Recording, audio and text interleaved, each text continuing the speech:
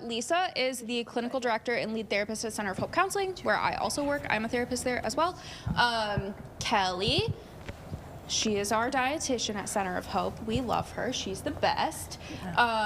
We have Samantha. Against your clothes. And Dr. Flores. Hello. And Sam works for CMU College of Medicine. There we go. And she is an assistant professor and population health researcher. So she's going to throw some statistics at you throughout the panel. She's very into the stats. And Dr. Flores comes to us from Stanford Behavioral Health. She is the clinical liaison. I don't know. Yeah. I do a whole lot of stuff. Yeah, she does a lot. I do a lot. For Stanford Behavioral Health, which is Michigan's first residential treatment facility for eating disorders, as Michigan is a really tricky state to get that approved in. So that's where she comes to us from. So welcome, everybody. As for the other people we have on the panel, so we have Allie, we have Izzy, and we also have Izzy's mom, who is our caregiver, talking on the panel. So before we get into some questions, can we just give them a quick round of applause for being so brave and coming up here and spending their time talking to us?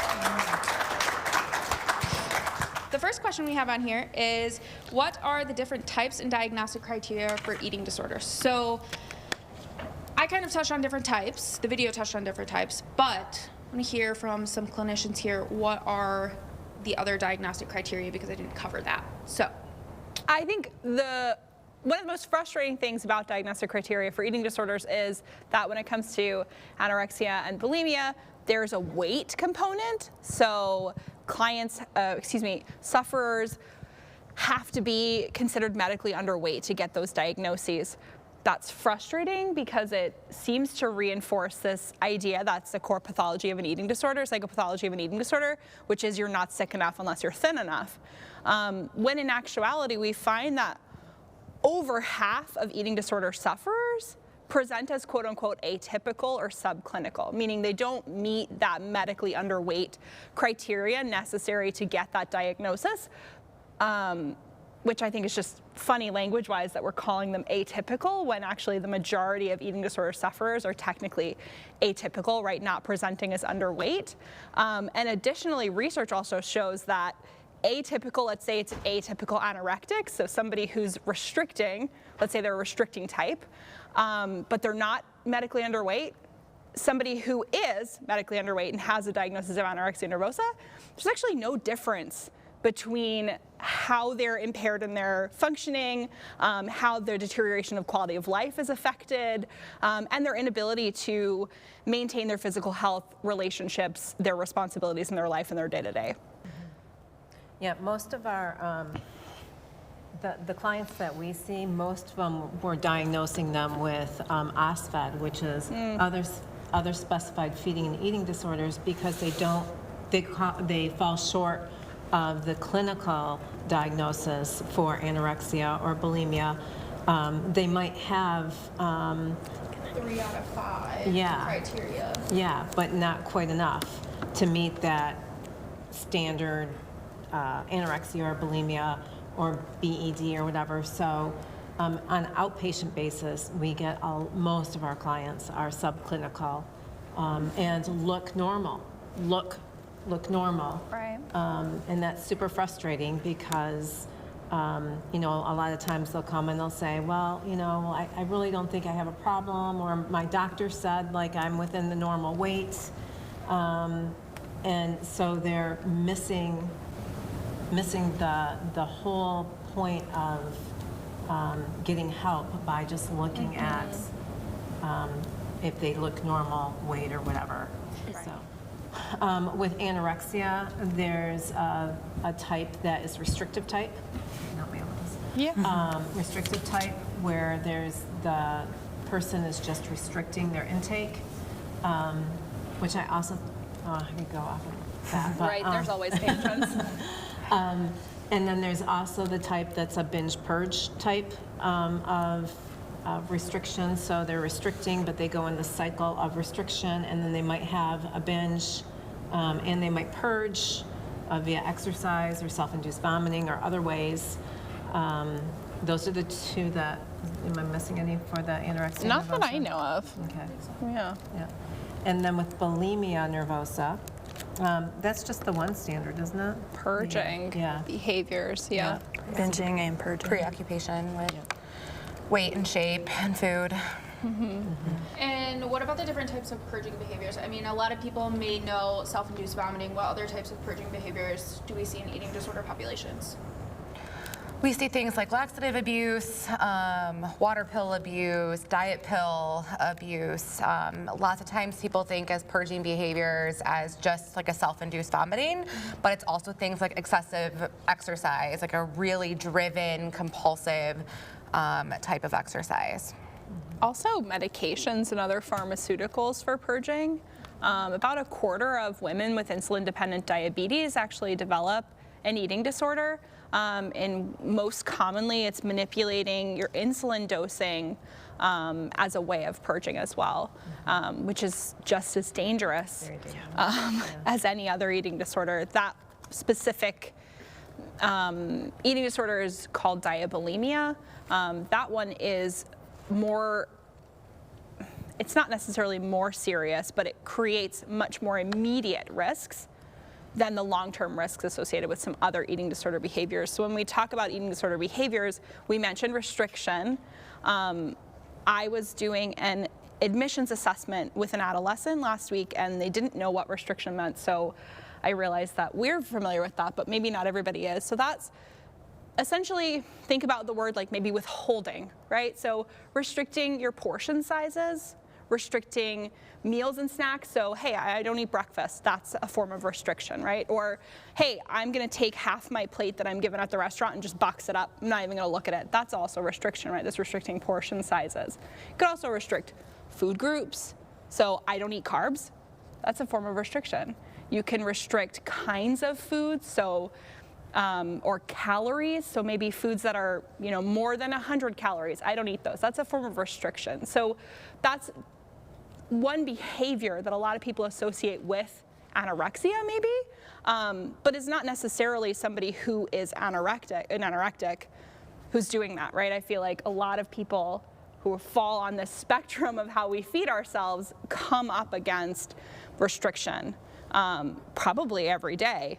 If you're not thinking about it, right? And then we mentioned purging. We talked quite a bit about purging. So some other purging behaviors that have become more common in recent years are things like using pre-workout to fuel your compulsive exercise or your excessive exercise. There are things like fit teas, detox teas, some of these kind of newer age or different forms of diet pills, diuretics, laxatives, those types of things, but they're not regulated, so they are just as harmful, if not more harmful, because they're kind of flying under the radar, and they're also normalized in our culture. Similarly, not purging behaviors, but other types of supplements that are often used in disordered eating are things like protein powders, more common among boys, which are underrepresented in the eating disorder literature, as well as some of these other products, right? Things that we don't typically think about, but are important to think about when we're thinking about purging or other types of behaviors to control weight and shape that maybe don't fit neatly in these diagnostic criteria. The diagnostic criteria are meant to kind of fit these neat buckets and that don't fit what people look like, don't fit with people's struggles. So I think it's important to recognize that even if you don't meet these diagnostic criteria, it doesn't dissuade your suffering. And a lot of the research shows that it doesn't matter what your diagnosis is, your suffering is just the same, your medical complications are the same. So the diagnostic criteria, at least in most clinicians' eyes that I know, are kind of not all that important. Yeah, I would echo that. I think the diagnostic criteria are interesting, maybe from a research perspective or even an insurance perspective. It can help, sometimes they use diagnoses to help direct people into care based off of their symptoms, right? What type of treatment, what type of coverage are they going to get? But at the end of the day, the diagnostic criteria can be really problematic for me because they can exclude a significant amount of people who are suffering. And when I'm meeting with somebody, my question is sort of like, is this causing you distress? Like, is the way you're eating? How is it impacting your life? Yeah, if you're in pain and you're depressed and you're anxious about your relationship with food and you can't think about anything else, like, I don't really care what the scale says or what the diagnostic criteria says. I think you belong, like, in front of me so we can sit there and talk about it. So I will also echo that. As another clinician, I feel the same way. I care about the impact something has on somebody's life more than I care about what the DSM says. Like, obviously I know what it says because I have to use it for insurance purposes, but at the end of the day, I care most about how does this impact a person's life and what can I do to help with those behaviors and what can we do to help figure out those behaviors on our own. So I was going to add to this, you know, I have people come into my office all the time, and they want to just, they're so focused on the food, on the intake, on weight gain, and they think that that's what recovery looks like. And no, the number part one. of it, but it's not It's all of it. part of it. I always say it's all about the food, but it's really nothing about the food. Like eating disorder. Snaps to that. It's about the food. It is not about the food. Yeah. And it's at the same time. Yeah, I agree. and super confusing, which is why we're here, because people don't get it. But it's that component, that mental health, that depression, that anxiety that drives the underlying issues that drive people to use food as a form of coping, whether it be binge eating disorders, restriction, bulimia. So that actually leads really nicely into a next question, which is, what does effective treatment look like? And this is not just limited to clinicians. I would love to hear you folks in recovery of like what was helpful and effective for you, because obviously also no two people's eating disorders look exactly the same, and treatment also doesn't look exactly the same. So what might be helpful for someone might not be helpful for someone else. So I think it would be good to hear from kind of everybody on that. So take it away. So I'll just say, in terms of what we know from like an evidence standpoint, like we really want a multidisciplinary approach. We want, first and foremost, eating disorders are mental health conditions, and so we always have to have a therapist or mental health provider first line of defense. A medical professional is usually on board to deal with any type of medical complications that arise.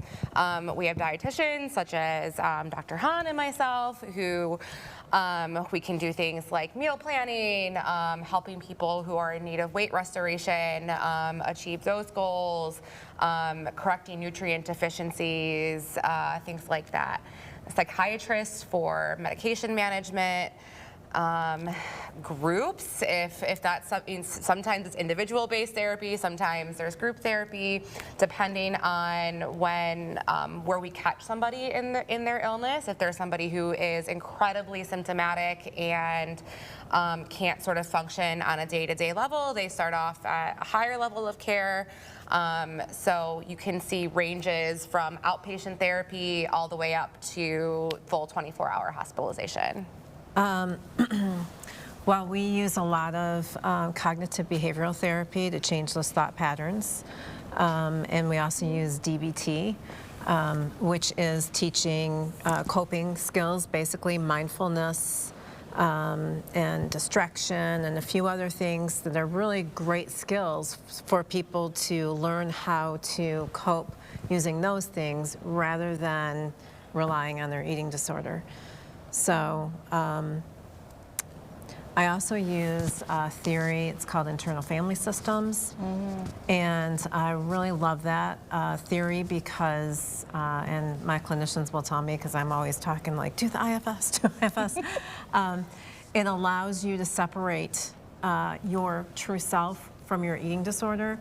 So it just makes it a little bit easier to talk about. Kind of takes the pressure off, you know? Yeah. It's not all on the person that's dealing with the eating disorder. It's like, oh, this is just like a separate part of your brain. Yep. And when you can kind of differentiate the two, it can be helpful in saying like, oh, this isn't me saying this. Yes. This is I the eating use disorder. something really similar, and it's a skill that I will use with every patient I ever work with. I think whether it's helpful or not, we're going to try it, and it's based in that essentially. But it's called Eating Disorder Healthy Self Dialogue. It's not like revolutionary. It's not a special thing I made up, right? It's something I learned. You write down that thought. So talking about what you were experiencing too, right? What are my thoughts? What am I going through? You write down that thought and you take a moment to recognize, is this my eating disorder speaking or is this my authentic self speaking? Usually when you're in the thick of it, especially if you're at a meal, surprise, that first thought is going to be your eating disorder, right? So take the mystery out of it. The next piece is finding an authentic healthy self thought and writing that thought next. And just kind of going back and forth and seeing what happens can help build strength and resilience in recognizing, okay, that's my eating disorder, that's my healthy self. Because once you can recognize and distinguish between the two, now you've got some momentum to really do some work and connect with your healthy self in those moments when maybe your eating disorder gets really loud or things get really challenging or you're facing a trigger, and potentially tap into some of those skills that you might learn in DBT. I also love RODBT. So DBT helps with skills for people who find they're more impulsive. There are a lot of people who struggle with eating disorders that find they're very controlled. And so RODBT is a type of treatment modality that is more aligned with people who struggle with being over-controlled. So, you know, a DBT skill might be take a breath, wait until, you know, the pot's too hot to touch, right? Those feelings, those thoughts are through the roof. Give yourself a moment to cool down. Somebody who's really controlled, the pot's not too hot to touch, right? Those feelings are locked up tight, they're sealed. Maybe they need some help in getting in touch with those actually. So the opposite of what a DBT skill might be. So we use that as well. I like that pot analogy. Oh yeah, oh yeah, that's a good one. The first time I heard it, I said, Talk about it if the people with lived experience don't want to at this particular second. I can tell you the science. So I'm an epidemiologist. I study eating disorder prevention and what causes eating disorders. So there are a few things that put you at risk, but the idea is that there is no one thing that causes an eating disorder. There is increased genetic likelihood, so it can run in your family, for instance, but that doesn't determine that you will have an eating disorder, nor does it preclude you from having an eating disorder. So there are risk factors. Genetics is one. Things like trauma are another. Having a larger body is another. Growing up with certain parental feeding practices, so if your parents are very restrictive of your feeding, that's a risk factor. Having comorbid conditions like OCD is another risk factor. Gender minorities, sexual minorities are at increased risk more than girls or boys, heterosexual or cisgender or heterosexual folk. People of color are more likely to engage in binging and purging behaviors. I can go on and on for days, folks. Body dissatisfaction, media consumption. Social media consumption is a big one. Media consumption is huge. The extent to which somebody kind of buys into these, what we call thin ideal internalization, which is the idea that thin is beautiful. Or other body aspirations, right? So is lean and muscular beautiful? Or the ideal? Is curvy the ideal? If you're just searching for an ideal that is not you or that you perceive as not you, and the extent to which you do that because of the culture that we live in all kind of precludes that. So there are many things that kind of contribute, and there's no one single factor. So can you also touch on, we do have a question from the audience, is there research on trans individuals having higher rates of disordered eating due to body dysmorphia through transition? Do you know any statistics on that, or could you share some research Sure on that? do. So, sorry, I really like statistics. So there is, folks that are trans have increased likelihood, and a lot of that does have to do with body dysmorphia. So there's already body dysmorphia of gender dysphoria and not having a body that you feel like aligns with your gender, but then you feel more pressure from society to fill that gender role, right? And particularly for things like safety, right? So it's not just the social construct, it's also things like your safety that you foresee as being at risk. So there's even more pressure to fulfill those beauty standards for whatever gender that you are kind of, whatever your gender identity is. And if you're non-binary, then it's even, in some cases that's even higher, because you don't fit a mold in society, unfortunately, in the way that our, social kind of constructs are which further increases the likelihood. So it depends on the behavior that you're talking about. So trans men, and particularly trans boys, are about 2 times more likely to engage in disordered muscle building behaviors compared to the general population, for example. I'm also wondering too, and I hate to just jump in, but like microaggressions that have nothing to do with, there's my microphone, like sort of aggressions and stressors of being a trans individual can also contribute. I'm thinking in terms of like emotion regulation, depression, anxiety due to stigma, and those type of experiences can all contribute as well. Increased likelihood for sexual abuse, physical abuse, all of those things, which are already risk factors for disordered eating, further compound risk. Yeah. Okay, so we'll move into, does anybody else have anything to add to that part of the question?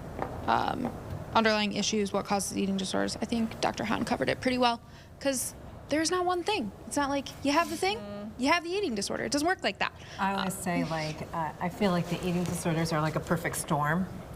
You have this and you have this, and like a tornado, and something just might set it off, and there you have it. Yeah. And actually, to piggyback off of this question, so there is a question also from the audience about how do you know if you've relapsed, and what's the difference between a relapse and a small setback? So I think that ties in really nicely with this as well. I just got this from a client 2 weeks ago. They had asked me, they said, I had a bad day turned into a bad week. I don't know, I'm scared now, basically. How do I know if this is a recurrence or I'm just having a hard time? There's another activity that we use at Sanford with clients called red, yellow, green flags. So this is something that's important to look at. We've used the word multidisciplinary before, but it's something that's important to look at with a multidisciplinary team, or at least from kind of each of those areas. So looking at it from a medical perspective, looking at it from a nutritional perspective, looking at it from a mental emotional perspective, right? So work you do with your therapist, your nutritionist, your doctor, and or psychiatrist. Green flags mean you're good to go, you're in the clear. For a lot of clients, that looks like I'm following my meal plan. I'm eating 3 meals a day. I'm eating, the snacks that I've been prescribed. It could look like I'm always going to talk from nutrition because that's my passion and my backbone and my practice. But, that could look like I'm eating a variety of foods. I'm challenging fear foods regularly. I'm taking care of myself nutritionally in the ways that I've worked out with my nutritionist. So those are green flags, right? Can I add something? Yeah. So I do a similar You do too? activity, Okay, yeah. And more of the green, like green is go for recovery, would be more like I'm not restricting my friends. I'm going out to dinner when my family asks me to.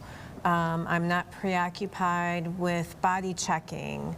I'm able to handle my stressors better. So I just wanted to throw that in there. I appreciate that. Yeah. Because it's, again, more than just the food. Yeah, yes, absolutely. And then the yellow flags would be warning signs. And the red flags are, oh no, she coming, right? The relapse is here. And that looks unique for every individual. You mentioned green flag, I'm social, I'm talking to my friends. A yellow flag might be, I've avoided something this week because of body anxiety or food, whatever it is.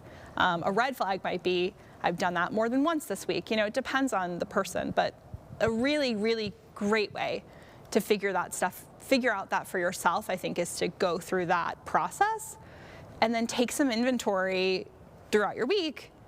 And if your yellow flags are popping up, right, put it somewhere that you can see every day. If your yellow flags are popping up, I need to reach out for help. If the red flags are popping up, okay, help today. Today is the day for help. Also, in eating disorders, often I'm not sick enough, right? So if there is any inkling in your mind that you may be relapsing or you are scared of a relapse, reach out to somebody. Reach out to your health professional, because they can help you and they're going to have a much clearer idea than you will.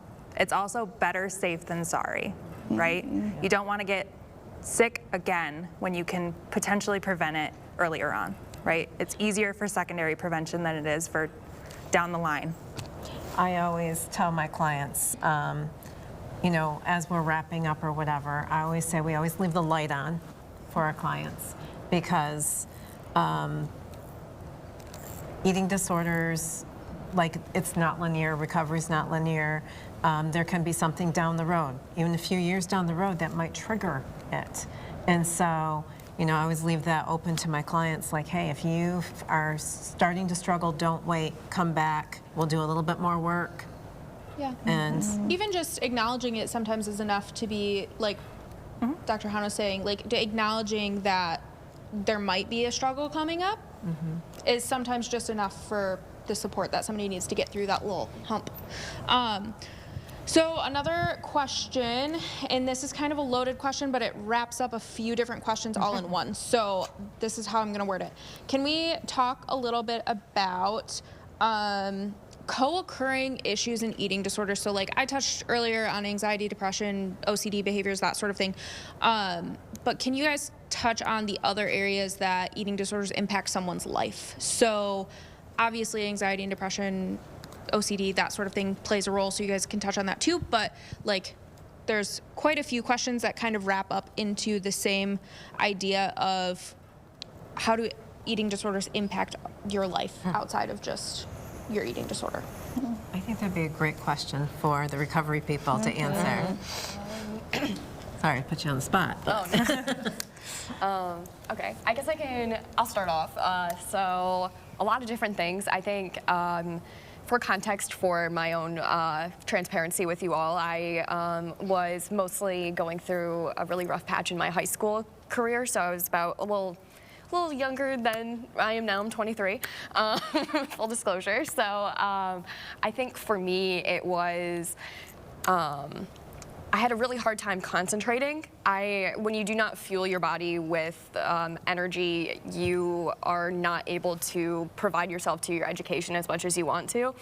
And that became extremely hard for me in school. And my need for control feeds into perfectionism. So controlling my intake would lead to my not having enough energy or food to be able to concentrate in class, which would then decrease my grades because I'm falling asleep, I'm getting very dizzy, I can't stand up, like very things like that, which would then kind of become a cyclical thing of like, okay, well, I'm losing control again, I'm gonna restrict again, and it became very difficult education-wise for me.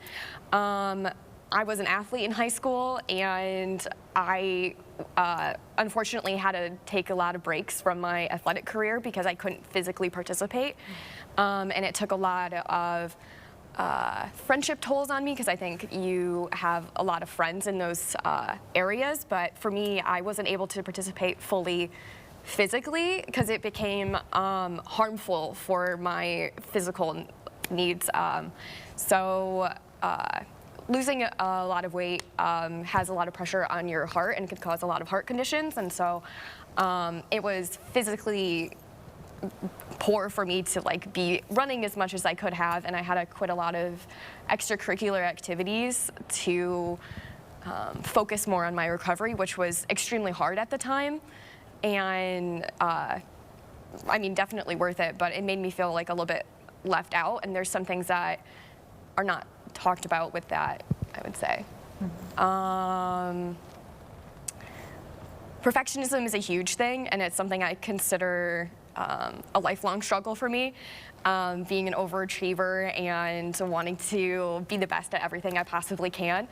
And trying to find the balance for me has always been a huge thing. Speaking of recovery, I choose to think of it as a roller coaster, ups and downs a lot of times. Thinking of it as a solid point for me feels too definitive. and crossing this boundary of, like, let's say I'm having a bad day, and I think of it as this definitive point. It feels like, okay, I'm not there. Like, I failed at something. My perfectionism gets in the way, and I'm like, I'm not there. So thinking of recovery as a roller coaster, with sometimes I have some really good days, and I'm like, I have good years, good weeks, and then sometimes I don't. It makes recovery feel more achievable, being able to not think of it as a definitive point, but something I'm continually striving for. It's a day by day, hour by hour type of thing. I don't know, anything else to add really with that? You covered a lot of it. There is a lot. There really is. It brings a big toll on your whole life. It's not something fun. A lot of media romanticizes it. That's just not how it really is. It's not a fun thing to experience. And you can touch on this too. It was hard for everyone in my life, not just for me. So, do you have anything to say about that? Well, I think that's a huge point about glorifying this illness.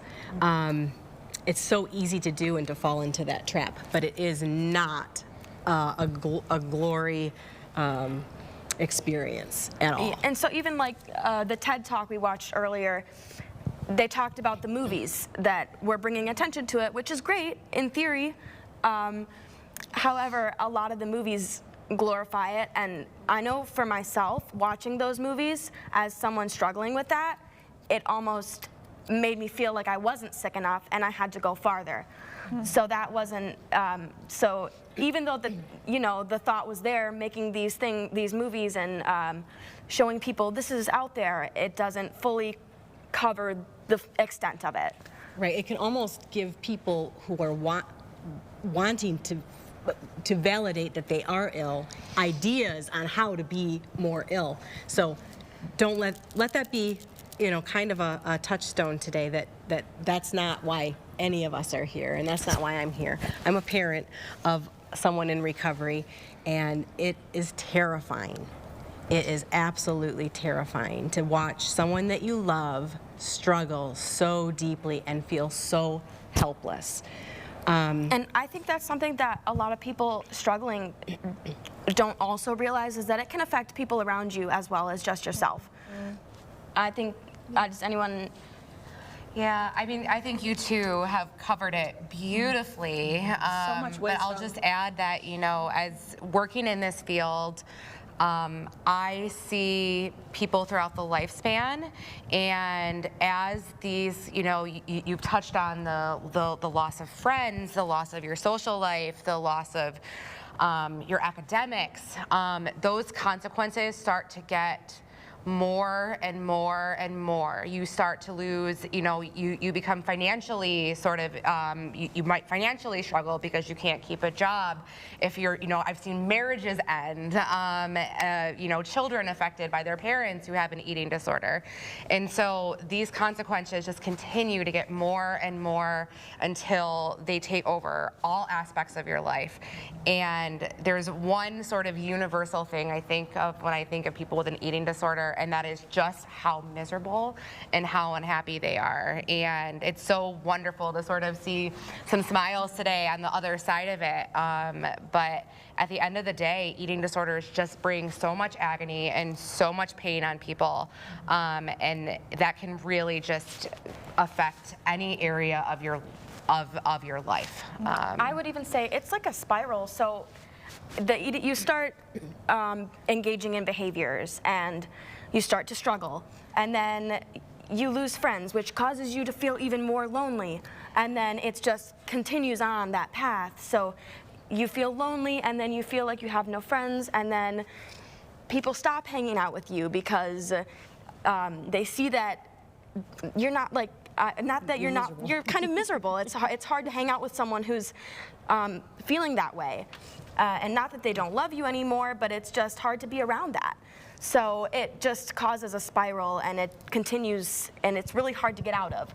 But there's a way, and it's possible. So I wanted to throw in too that thinking of a couple new clients that I have, and they just, are stuck in this belief that their eating disorder has the answer. If I lose this amount of weight, if I do these behaviors, if I look a certain way, I will be happy. And it is a lie, because that's what happens. And it does feel that way. It does, while you're in it, it feels that way. Well, it's also like your eating disorder becomes your friend, right? Yeah, it So does, when yeah, your eating when your disorder- friendships in your outside world are limited, your eating disorder is kind of that siren in your brain that's like, come over here and I'll fix it, and it doesn't. I'll It's never lying. leave you. And it But, feels yeah. comforting your in the moment. toxic abusive friend who ends up. For the moment. It feels comforting in the moment, but in the long run, it doesn't help. It just causes more problems. There's so much wisdom has just been said. I'm just taking it all in, and I'm reflecting on college me hearing the same things and thinking that won't be me. I hear it, but I'm a special snowflake. My eating disorder is not hurting anybody. I'm not gonna get miserable because I'm like really perky and social and happy and all these things. It's not gonna happen to me. Not, And it does. yeah, not true. So if you are listening or here or however you're consuming this, if you're virtual, whatever it is, if those thoughts are happening in your own mind, check them now, because eating disorders don't heal themselves. If they healed themselves, none of us would have a job. If they were normal, everybody would have one. So just not to get real, well, I felt myself getting very serious. It's just those thoughts are not true. And don't allow yourself to get convinced otherwise. It stalled my recovery for a long time, that special snowflake thought of it won't be me, it won't be me, it won't be me. Yeah. Then it was me. So we have another kind of grouping of questions on here, like medical complications, GI issues. Can you guys touch on that? Refeeding syndrome. Can you kind of explain what that might look like and what other providers and practitioners should know in the space of, like, how can we talk about weight in a way that maybe isn't as damaging to people? So I'm kind of trying to wrap up a few questions into one. Yeah. There. I can start on the last part, the weight bit. So a lot of my research looks at how do we talk about eating and weight-related behaviors in a way that is both health-promoting and prevents eating disorders. It can be done. We're doing work right now on how to provide weight-neutral care in primary care settings so that we don't ever have to worry about this. Weight shouldn't be the point of conversation. In terms of medical complications, there are a lot, and the sooner you can get in and get treatment, the less likely they are to be long-term. So some medical complications are forever, unfortunately. GI is one that is kind of tricky, and I'm sure the other dietitians will speak on this, so I won't. But there are things like cardiac abnormalities, which can happen even if you don't meet threshold for a full syndrome eating disorder. Even if you're only engaging in disordered eating, you can have cardiac arrhythmia. Kidney failure, long-term, or kidney damage, short-term. Liver failure, depends on the type of kind of also products. If you're using products, they're unregulated, so things like protein powders are associated with certain types of cancers. Heart attacks for pre-workout. Laxatives, diet pills, all of those types of things have a million and one kind of medical complications. They affect every organ system. So there are hormone imbalances, there's things like hair loss, there are changes in your skin, there are changes in your, the hair on your skin, there's changes in eyesight, not being able to see as well at night. Literally everything. It can be affected because you're not providing your body with the energy that you need. Even if you're engaging in things like binge eating, there's still a restriction cycle often. And there's often, if you're engaging in purging behaviors, that's associated with more of the kind of metabolic consequences like electrolytes abnormalities, which can lead to heart attacks, which can lead to some of those more acute dangers that can be life-ending immediately. I will say too, I wish that one thing, if I had like a recommendation for the medical profession, would be sort of like universal screening for disordered eating, because there are so many. There are so many complications that are associated with an eating disorder that I think our medical profession should be aware of that part of your history, because a lot of times people will move from specialist to specialist to specialist, like, oh, I might have this stomach condition, like we're talking about gastrointestinal, sort of GI complications, right? So like they'll go see a GI specialist, but they won't talk about their eating disorder. And then it's like, well, if we actually can help this person correct the eating disorder, a lot of times some of those GI things will resolve themselves. And so eating disorders are really like no system, as Dr. Hahn said, no system is spared the effects of an eating disorder. And so I really wish that we were screening for these things universally, just because I think people would get so much better care if we were doing that. I totally agree. And just to build on that, especially talking about the GI system, a lot of symptoms for gastrointestinal diseases and disorders also are symptoms of malnutrition and dysregulated feeding behaviors. So it's actually relatively easy to get a diagnosis of something like IBS, maybe an IBD diagnosis as well, when in actuality a lot of those things come with not using your gastrointestinal system in the way that it was meant to be used. So if you're going long periods of time without eating, and then eating, whether it's a normal size meal, right, an appropriate size meal for you and what you need, or something that's closer to a binge, of course you're going to have constipation and or diarrhea, because you haven't put anything in your body to be processed for a while, and then you give your body a lot of food to process. It's probably going to be a little bit sluggish getting the digestion going. So maybe you're going to be burpy or gassy or bloated or uncomfortable because those systems have not been used properly.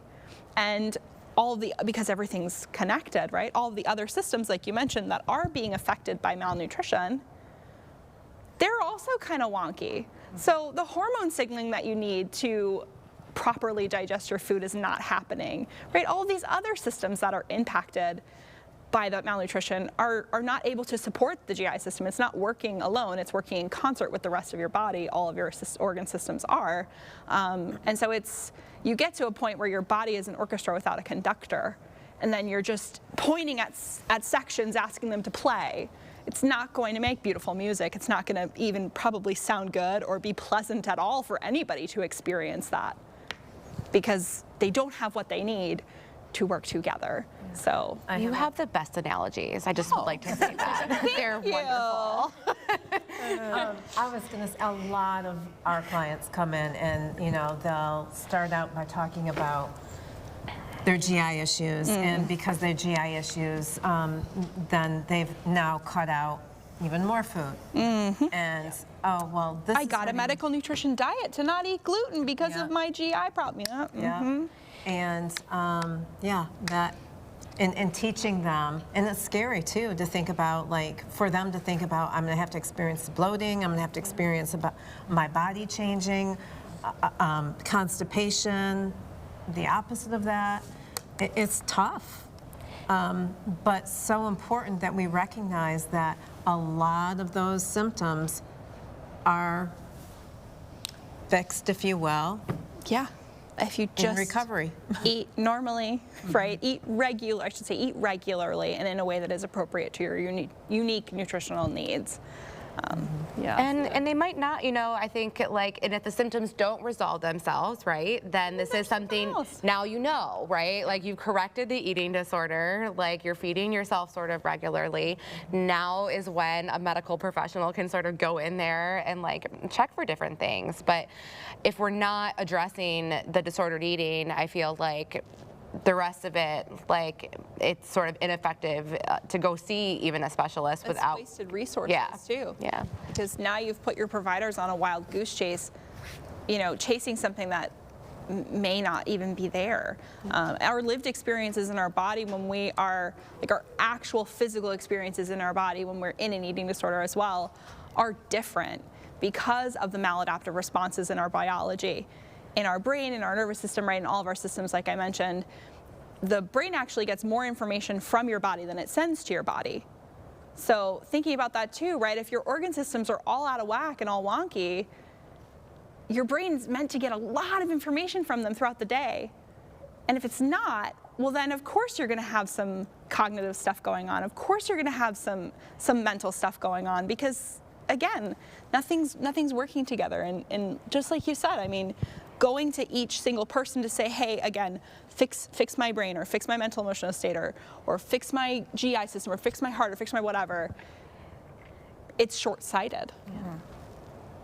I think it's easier to pinpoint a physical pain instead of kind of like looking inwardly and trying to go inward as more of like an emotional pain that could be causing something. So going off of like the GI intestinal tract stuff, definitely could write a novel on my experiences and the bloating and everything. And I wish I would have had a better knowledge about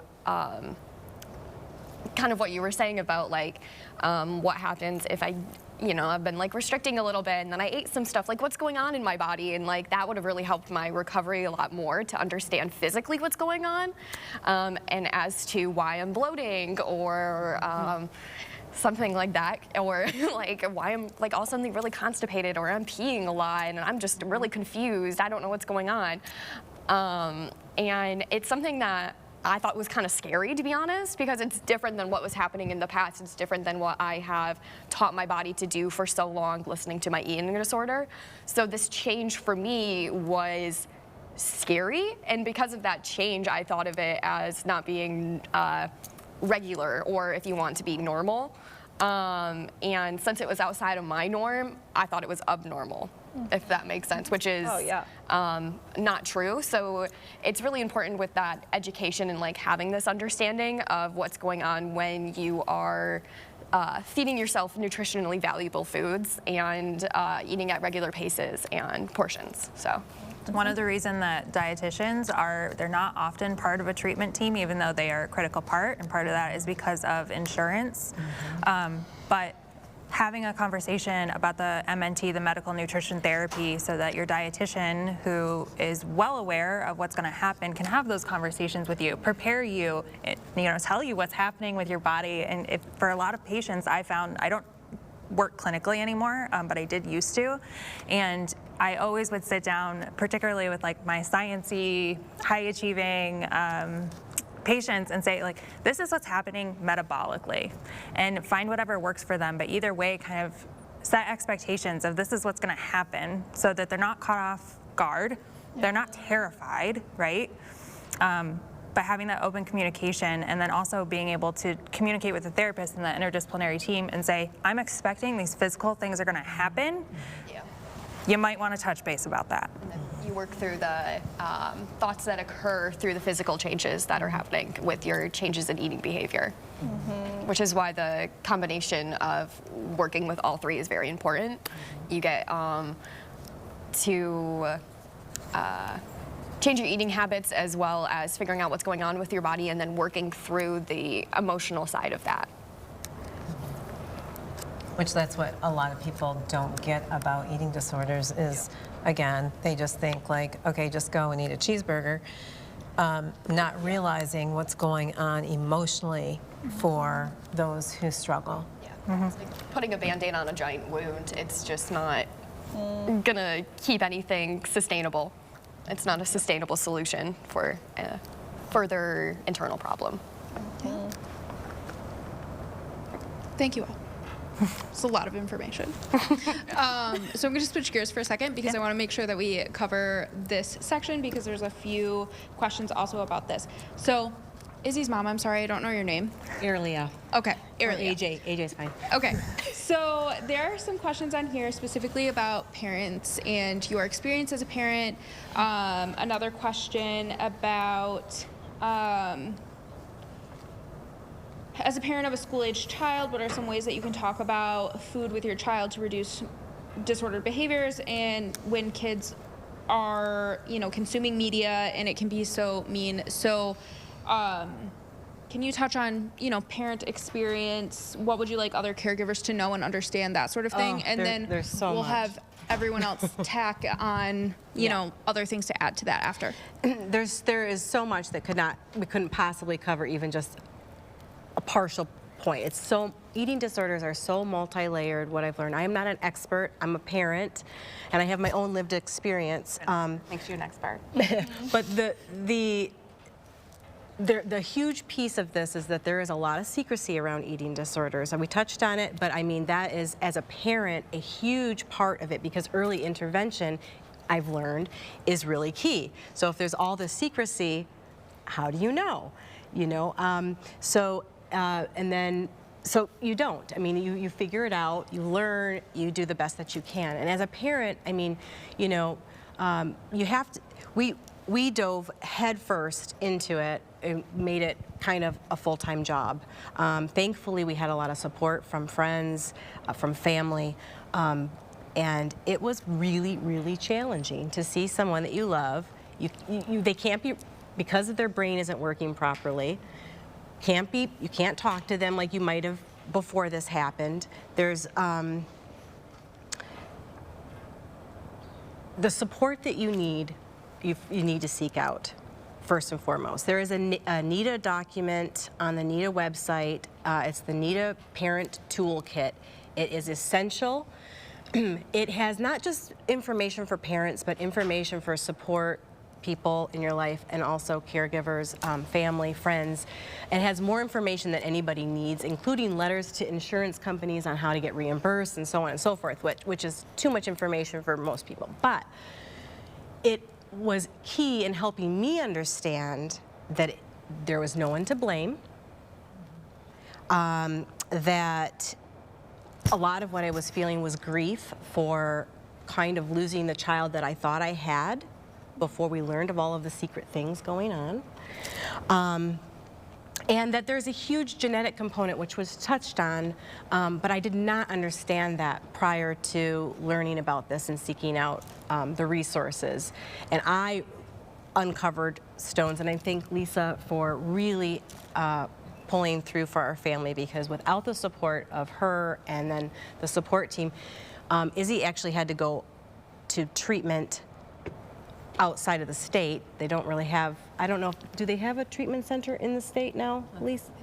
Sanford. It's Sanford. Okay, so it is Sanford. Okay, but is this new? Is this new though? Is it new? Okay, so I think several years ago it wasn't even well known. So we just uncovered every stone. It was exhausting, but we did it because when someone you care about is not well, especially with the mental illness part of it, there's a stigma. It's how do you talk about it as a parent and with other people, and then so when I read somewhere in an article somewhere that if someone had cancer, you'd bring them over a casserole, or how can I help, or I feed the dog, or whatever. With a mental illness like an eating disorder, it's just so much more complicated to figure out, because you can't just bring over a casserole to that family, and so, you know what I mean? And so there's so much more to it. And also the patience that you have to kind of cultivate too, because there's a lot of patience involved.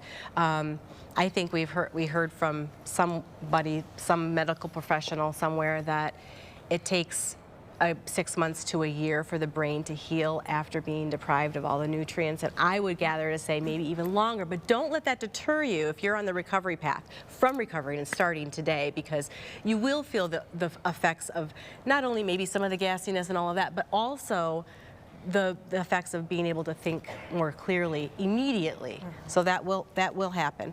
And then just time. And there are so many tools, not just the DBT or the CBT, but also it's called emotional family focused therapy. And that is where, you come together as a family and you learn how to talk again to each other and listen to each other, validate each other, because there's so many misconceptions, like just eat a cheeseburger or whatever it is. No, really there's a lot of listening that has to happen before healing can start. So there's also that. There's so many more resources out there all the time. The Eating Recovery Center is another place that's where we got a lot of our resources from. And then there are also podcasts. There's the Mental Note podcast, which are really great. Chats in the Living Room are virtual places you can go on Saturday mornings and sit with eating disorder professionals that have a lot of really great things to say. And there's so much more. But the NEDA document was really huge, and I think in helping some of our family members and myself to understand better. Anything else, Izzy? You covered it. One resource I just want to briefly mention is withall.org. So withall.org is specifically for families and learning out for both prevention and when somebody already has disordered eating of recommendations for how do you talk about food and how do you have those conversations in a way that is developmentally appropriate and is also aligned with the science of how to prevent disordered eating and align with positive body image. And they also have things like these cool cards, like discussion cards that they encourage you to bring to like the family table while you're having a meal, and they have prompts that you can talk about. But they have tons of different resources for families on their webpage that are free, and then they also, for folks who are experiencing financial difficulty in getting treatment, they do have scholarships.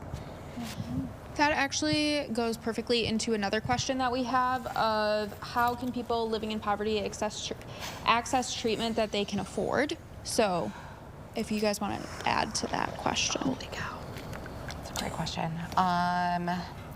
Yeah, there is a lot of inequity issues when it comes to mental health treatment in general, but I think eating disorders definitely rank really highly on that inequity due to, so I work clinically as a dietitian, and dietitians don't often get reimbursement from insurance companies. Insurance companies typically do not pay for a dietitian in an outpatient setting. In Michigan. Yes. And other places. Michigan is we're on the radio, so I can't say some certain things. It's a bear of a state. Yeah, it's a bear of a state when it comes to insurance issues with dietitians. So there are things you can ask as, I mean, Aurelia brought up sort of this NEDA, the NEDA toolkit. For parents, but I think asking when you start seeing a professional, asking about things like sliding scales. So I have a set fee that is charged, but for most people, paying that out of pocket is not feasible, and so I work on a sliding scale. So asking that question from your providers. There are scholarship opportunities. There are places, there are organizations like Project Heal. Manna Fund is another one. The Columbia Center in New York used to have inpatient care for participation in research. I'm not sure if that's still happening. They do. There's other places too if you're interested in being a research participant and you need a higher level of care. Yeah, sometimes you can say, yep, you can absolutely collect some before and after measures on me and get treatment that way. The therapeutic side's a little different, so I'll let our therapists talk about that, but it's a real issue. Group treatments can sometimes be a way to get cheaper care. Lots of times groups are less expensive than paying for a dietitian out of pocket.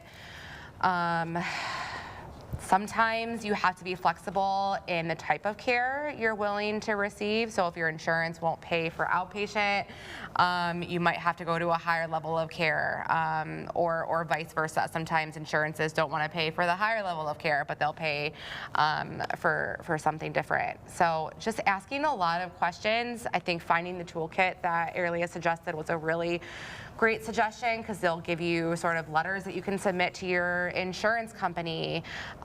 Talk to your providers. You know, maybe they can talk to the insurance company, or they'll know the language to use to try and help get reimbursement. Yeah, I know that, like an outpatient, we have several insurance companies that we're paneled with, And usually we don't have any issues.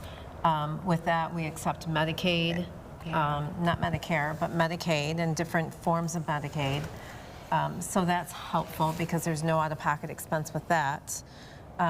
If we have someone that has like a commercial insurance, but they have a huge copay or something like that, then we discuss that, and sometimes we'll do what we can to work around that to make sure that we're providing care to someone who can't afford their copay. Yeah. I always encourage people to talk to your providers. Like, everybody's in this field because they want to help. I mean, that being said, like, obviously people have to make a living, but if there is something that can be, maybe it's a payment plan or something else. So if you are in sort of a financial state where you're like, I need help, I encourage you to reach out someplace, and if they can't help you, they will try to find you the resources to get you help. I think it's important to acknowledge that the access to care is substandard for folks experiencing poverty, and that is undoubtedly contributing to the disparities in eating disorder rates among populations that live in poverty, right? They can't get treatment, and that is contributing to the higher prevalences because they're less likely to go in recovery because they're struggling by themselves. So it is absolutely an injustice. It's a health disparity issue. It's a health equity issue, and there needs to be more work in that area. And I think it's important to acknowledge that, as well as talk about barriers. Is it okay for people to want to recover for other people first? And is relapse common? So those are two questions that I definitely want to make sure we touch on before we end for the evening.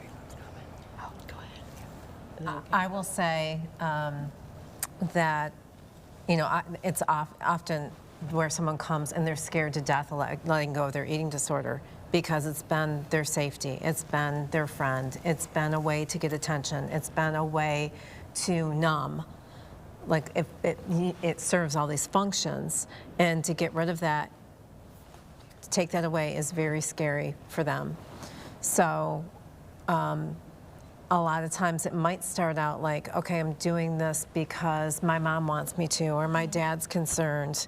But then just helping them understand the importance of them doing it then for themselves. Sometimes it's got to start out for other people because they don't want it yet themselves, and then sometimes as you get a little bit further along, sorry, I'm jumping in as a panelist, I'm not a panelist, but sometimes as you are doing the work to support other people or wanting to make sure that you're there and like safe for those other people in your life, sometimes it brings some of that out in yourself, and you're like, oh, I wanted to do it for them at first, but now I want to do it for me. And that's pretty cool when you get to see that shift. Yeah, and relapse is very common. It's actually part of the process of learning about, okay, what do I need to do next time when these triggers pop up? So, especially in early recovery. I also think Allie's definition of it being a roller coaster takes some of the heat off that, because like relapse is part of recovery, so it's going to happen to a lot of folks. Like, it's just how you deal with it that counts. It's how quick you get back on the track. I love what you just said about thinking about it as a learning experience, part of the process for learning. I think that makes the journey of a relapsing remitting disease much more accessible. Yeah, we're imperfect and stuff's going to happen in our lives. If we can learn from those things and grow from those experiences, makes your recovery stronger.